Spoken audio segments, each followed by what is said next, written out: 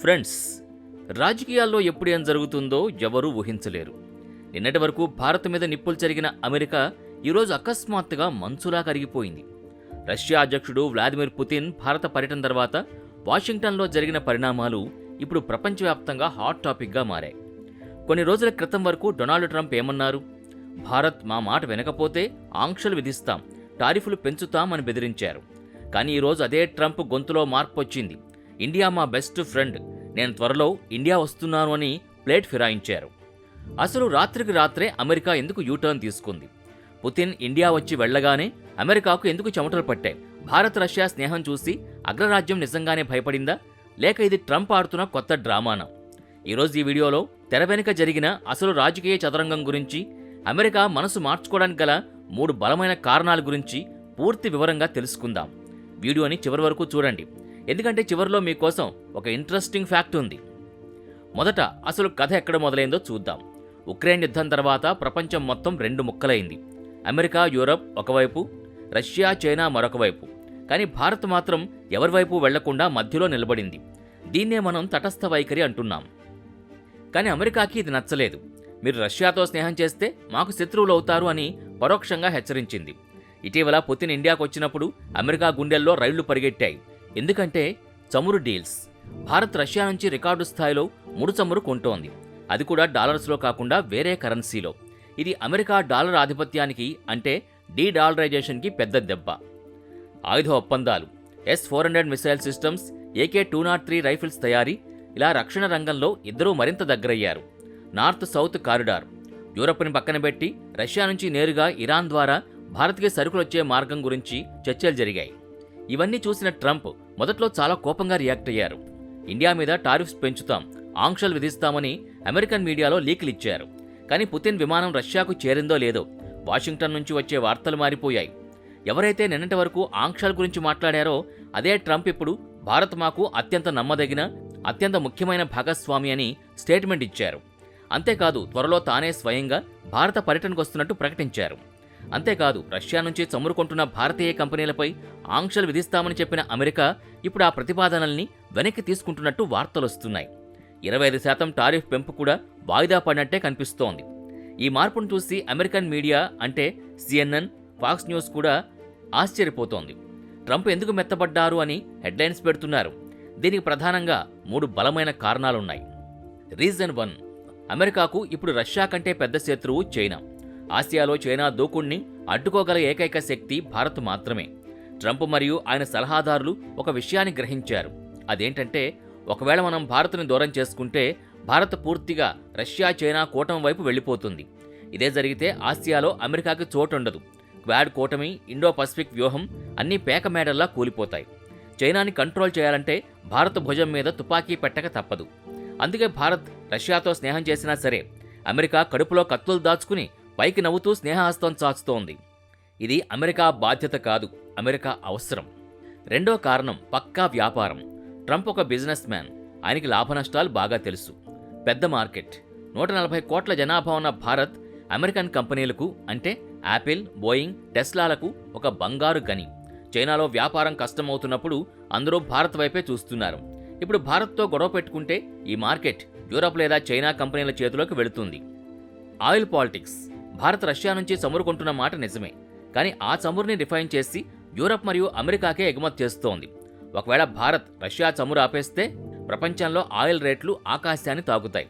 అప్పుడు అమెరికాలో కూడా పెట్రోల్ రేట్లు పెరుగుతాయి. అది ట్రంప్ ప్రభుత్వానికి నష్టం. అందుకే మీరు రష్యా ఆయిల్ కొనుక్కోండి, మాకేం అభ్యంతరం లేదు అని అమెరికా పరోక్షంగా గ్రీన్ సిగ్నల్ ఇచ్చింది. ఇది చాలా ముఖ్యమైన పాయింట్. ఒకప్పుడు భారత్ అంటే అమెరికా ఏం చెబితే అది వినే దేశం అనుకునేవారు. కానీ ఇప్పుడు పరిస్థితి మారింది.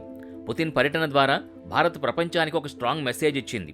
మాది ఇండిపెండెంట్ ఫారెన్ పాలసీ. మాకు రష్యా కావాలి, అమెరికా కావాలి. ఎవరి కోసం ఎవరిని వదులుకోం. ఈ ధైర్యం చూసి అమెరికా ఆలోచనలో పడింది. ఒకవేళ భారత్పై ఆంక్షలు విధిస్తే భారత్ డాలర్ వాడకం మానేసి రూపాయి లేదా ఇతర కరెన్సీల్లో వ్యాపారం మొదలు పెడుతుంది. ఇది డాలర్ ఆధిపత్యానికి ముప్పు. అందుకే భారత్ను బెదిరించడం కంటే బుజ్జగించడమే మంచిదని ట్రంప్ డిసైడ్ అయ్యారు. ఇప్పుడు అసలు ప్రశ్నకు వద్దాం. అమెరికా చూపించే ఈ ప్రేమ నిజమైందేనా?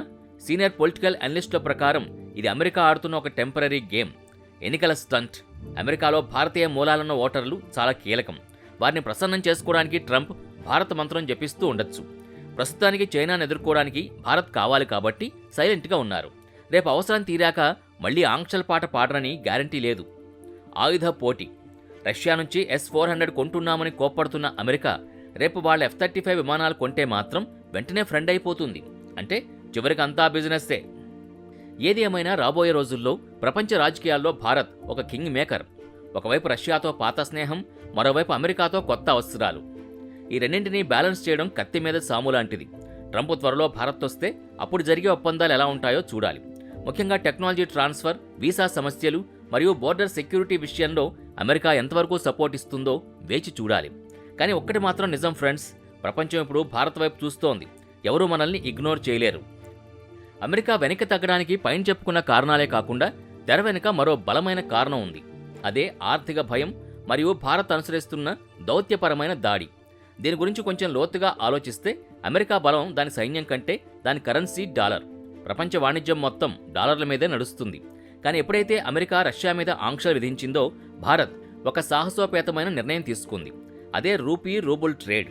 అంటే డాలర్స్ని పక్కన పెట్టి మన సొంత కరెన్సీలో వ్యాపారం చేయడం. ఇది అమెరికాకు వెన్నులో వణుకు పుట్టించింది. ఒకవేళ ట్రంప్ ఇప్పుడు భారత్ మీద ఆంక్షలు విధిస్తే భారత్ పూర్తిగా డాలర్ వాడకం తగ్గించేసి బ్రిక్స్ పే లేదా స్థానిక కరెన్సీల వైపు వెళ్ళిపోతుంది. ప్రపంచంలోనే అతిపెద్ద ఆర్థిక వ్యవస్థల్లో ఒకటైన భారత్ డాలర్ని వదిలేస్తే అమెరికా ఆర్థిక వ్యవస్థ కుప్పకూలే ప్రమాదం ఉంది. అందుకే వాషింగ్టన్ పోస్ట్ విశ్లేషకుల ప్రకారం భారత్ని శిక్షించడం కంటే భారత్ని బుజ్జగించడమే డాలర్ భవిష్యత్తుకి మంచిది అని ట్రంప్ భావించారు. అంతేకాదు మన విదేశాంగ మంత్రి జయశంకర్ గారి చాణక్య నీతి కూడా ఇందులో కీలక పాత్ర పోషించింది. గత కొన్ని నెలలుగా అంతర్జాతీయ వేదికలపై ఆయన పాశ్చాత్య దేశాల ద్వంద్వ నీతిని ఎండగడుతున్నారు. యూరప్ సమస్య ప్రపంచం సమస్య కాదు అని ఆయన చేసిన వ్యాఖ్యలు అమెరికా థింక్ ట్యాంకుల ఆలోచన విధానాన్ని మార్చేశాయి. భారత్ ఇప్పుడు భయపడే దేశం కాదు, కళ్లల్లో కళ్ళు పెట్టి ప్రశ్నించే దేశమని వారికి అర్థమైంది. మరొక ఆసక్తికరమైన విషయం ఏంటంటే అమెరికా రాజకీయాల్లో ఇండియన్ డయాస్పోరా ప్రభావం. గూగుల్, మైక్రోసాఫ్ట్, వరల్డ్ బ్యాంక్ ఇలా ఎక్కడ చూసినా భారతీయులే టాప్ పొజిషన్స్లో ఉన్నారు. అమెరికాలో ఉన్న లక్షలాది మంది భారతీయ ఓటర్లు మరియు సంపన్న వర్గాల్ని కాదని ట్రంప్ భారత్కు వ్యతిరేకంగా ఒక్కడుగు కూడా వేయలేరు. రాబోయే రోజుల్లో ట్రంప్ రాజకీయ భవిష్యత్తుకు కూడా భారతీయుల మద్దతు చాలా అవసరం.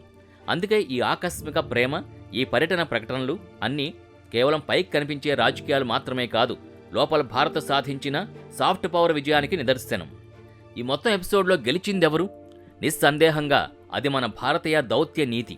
ఒకేసారి పుతిన్ని పిలిచి ఆతిథ్యమిచ్చి వెంటనే ట్రంప్తో నువ్వు మా బెస్ట్ ఫ్రెండ్ అని అనిపించుకోవడం మామూలు విషయం కాదు. దీనిపై మీ అభిప్రాయం ఏంటి? అమెరికా నిజంగానే మారిందా, లేక అవసరం కోసం నటిస్తోందా? భారత్ రష్యాను నమ్మాలా, లేక అమెరికా వైపు వెళ్లాలా? మీ అమూల్యమైన అభిప్రాయాన్ని కింద కామెంట్స్లో తెలియచేయండి. జై హింద్ అని టైప్ చేయడం మర్చిపోవద్దు. అలాగే వీడియో మీకు నచ్చితే లైక్ చేయండి. మన దేశ గొప్పతనాన్ని అందరికీ తెలియజేయడానికి ఈ వీడియోని మీ ఫ్రెండ్స్ అందరికీ షేర్ చేయండి.